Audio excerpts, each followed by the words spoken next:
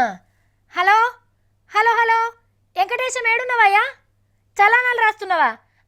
వెనకసి రాదు కానీ అడ్డగుట్ట కాడికి ఓ లారీ కంకర తీసుకొని రా. Over over. రాజు, నువ్వు జల్దీ నా ఆర్టీసీ క్రాస్ రోడ్ గల్లీలకు ఓ లోడ్ డాంబర్ తీసుకొని పో. Over over. బాలరెడ్డి, నువ్వు స్టేషన్కి రాకుంటే ఏమాయ కానీ బాలనగర్లో రోడ్లు ఎట్లున్నాయో చూసిరా పో.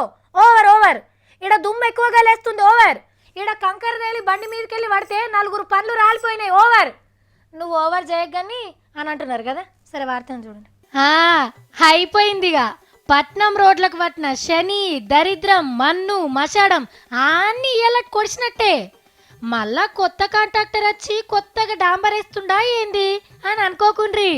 మన ట్రాఫిక్ పోలీసార్లు రోడ్లను గుత్తకు పట్టిండ్రు.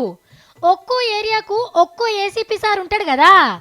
ఆయన ఇలాకాలున్న రోడ్లకు పొక్కలు పడ్డా కంకర తేలిన దగ్గరుండి డాంబర్ వేపిస్తాడట.